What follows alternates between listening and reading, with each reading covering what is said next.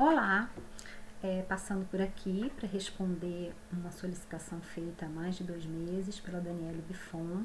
Então, desculpa aí a demora, Daniele, mas muitas coisas aconteceram.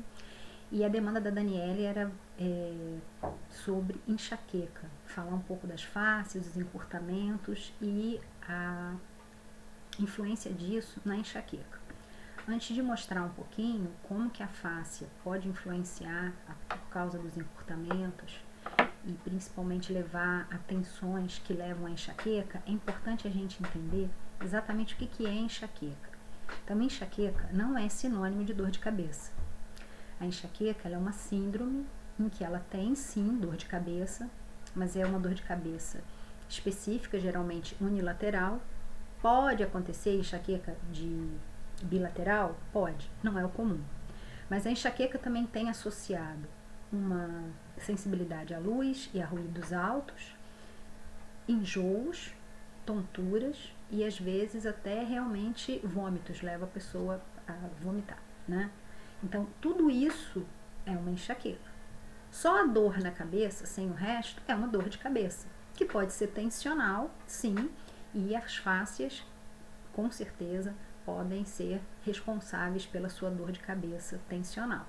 Porque não é só a tensão de pescoço e ombros, algo que é mais óbvio a gente entender que está interligado.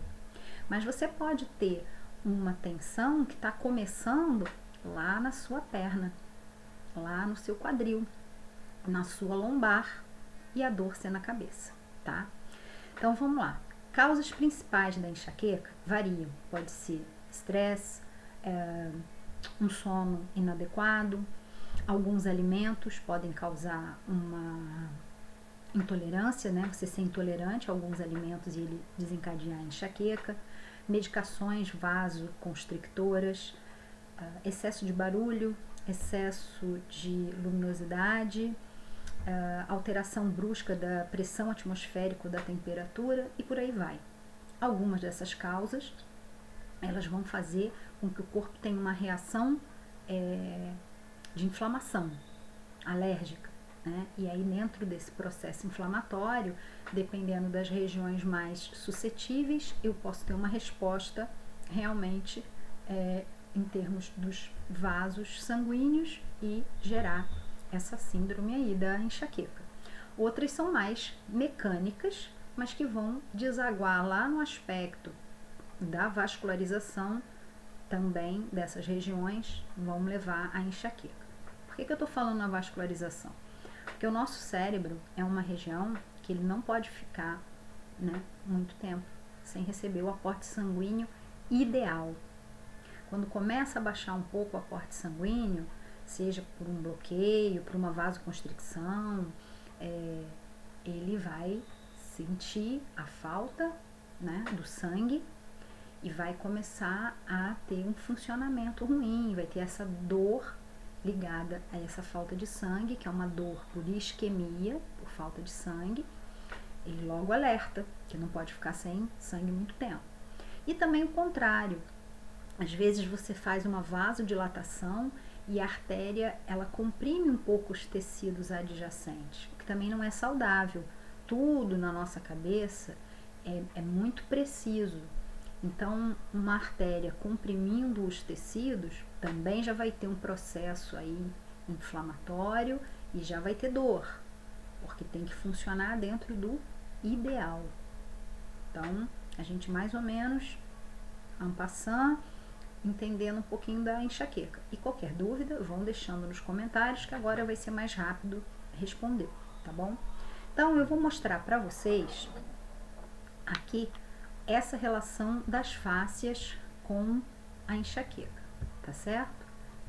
Então, aqui vocês vão ver uma imagem da fáscia do crânio, chamada galha aponeurótica, que recobre todo o crânio, envolve os músculos occipitais, faz aqui bem a linha de marcação da base da nuca e se estende até as vértebras já dorsais, abaixo do pescoço. Além do que ela também é a base para a implantação do nosso pavilhão auricular. Bom, gente, só aqui nós temos músculos que todo mundo já deve ter ouvido falar, porque são dolorosos, tem sempre tensão. Os famosos trapézios, que aqui a gente só está vendo o início, vamos voltar a falar. Os próprios occipitais, aquela dorzinha, né, atrás da cabeça, com muita tensão. Aqui nós temos o esternocleidomastoide, aqui nós temos os escalenos, aqui temos os músculos específicos, né, da cervical. Não vou ficar falando também todos os nomes, porque isso não é o objetivo. Então, só aqui a gente já percebe que essa galha, ela já se espalha e começa a se estender para baixo. Aqui a galha, a gente vai vendo aqui na frente, ela tá por baixo de todos esses músculos da face. Os músculos da face, eles não se inserem em ossos, eles se inserem na fáscia, nesse prolongamento da galha, principalmente os que estão do maxilar superior para cima. Então, qualquer tensão, qualquer machucado, qualquer processo inflamatório também nessa região vai levar a uma resposta da fáscia, geralmente diminuindo a circulação de líquido que existe, né, que a gente já mostrou dentro da fáscia, o que vai fazer com que falte nutrientes e seja levado o lixo celular embora.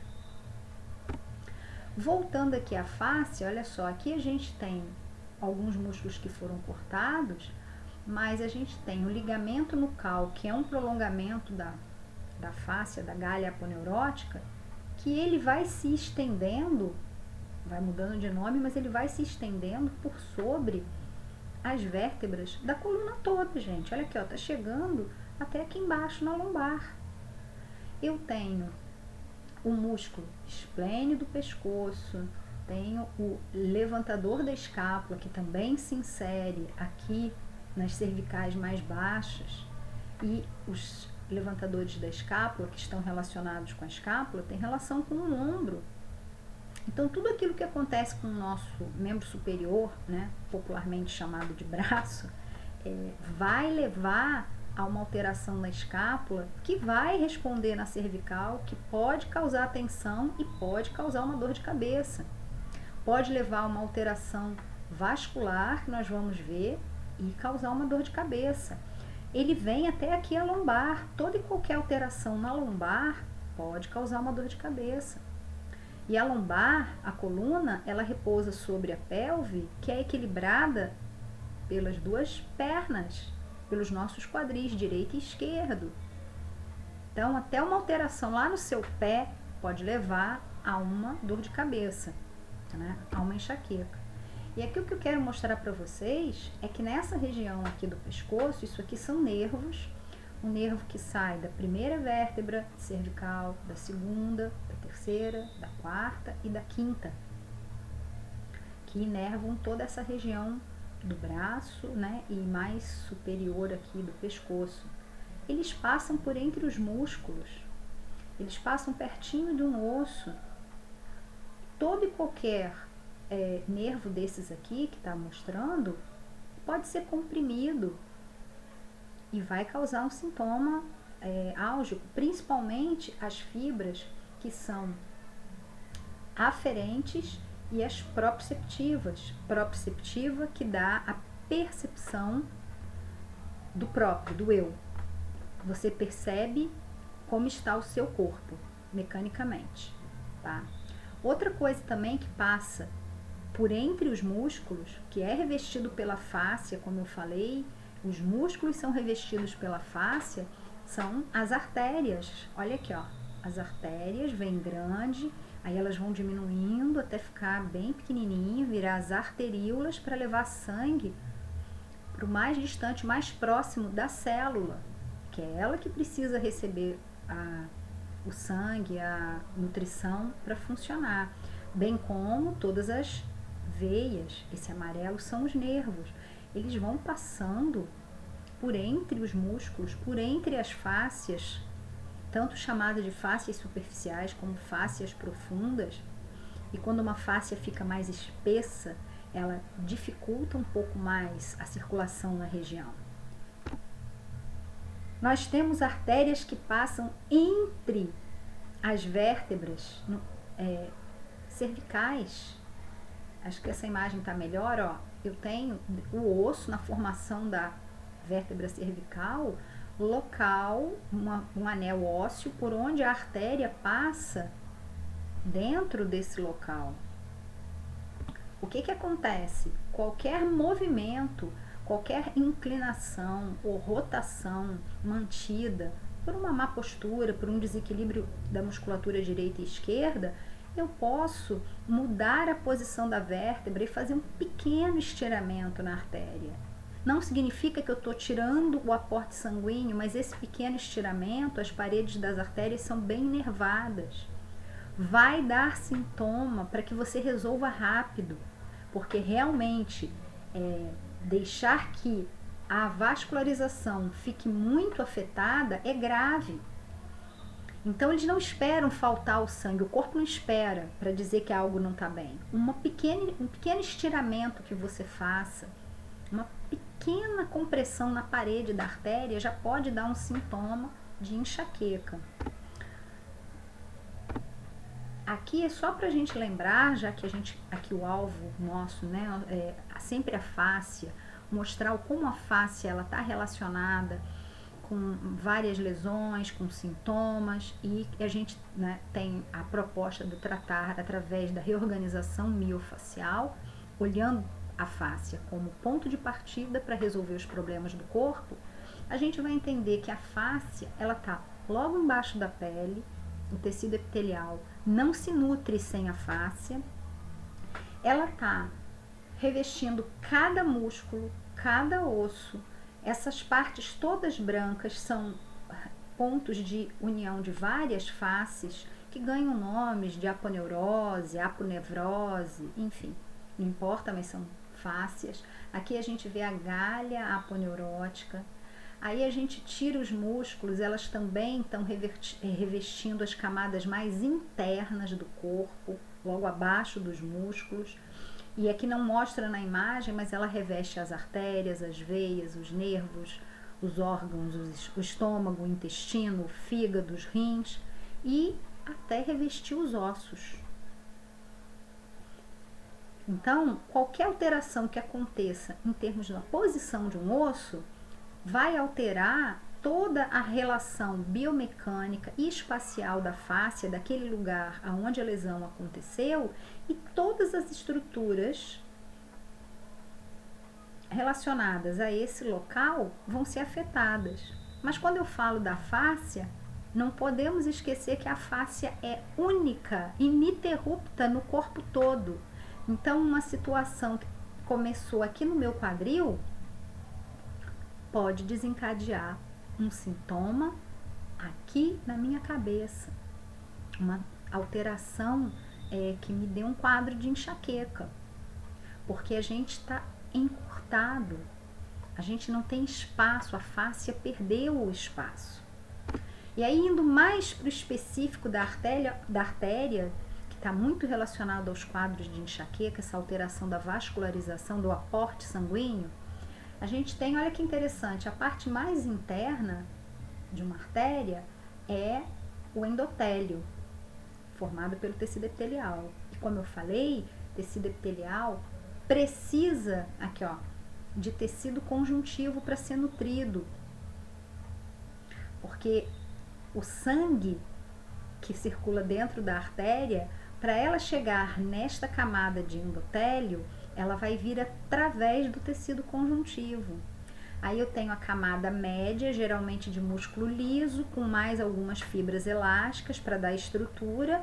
E eu tenho a túnica adventícia, que nada mais é do que um tecido conjuntivo frouxo, é uma fáscia que envolve a artéria.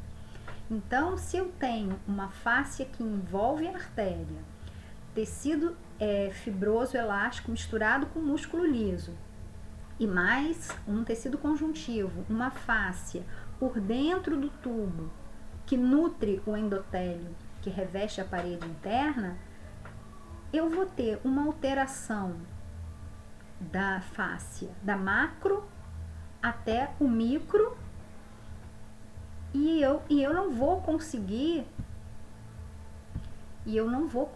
separar isso. Então, a fáscia que reveste o meu músculo, que reveste toda uma área do meu corpo, quando ela está encurtada, quando ela está com aquela circulação do líquido lacunar, que nós já falamos em vídeos anteriores, prejudicada, ela vai acarretar sintoma em qualquer outra parte do corpo onde esteja mais frágil, onde seja o nosso ponto mais vulnerável. E aí, se a gente lembra que o osso também é tecido conjuntivo, que a fáscia é tecido conjuntivo, né?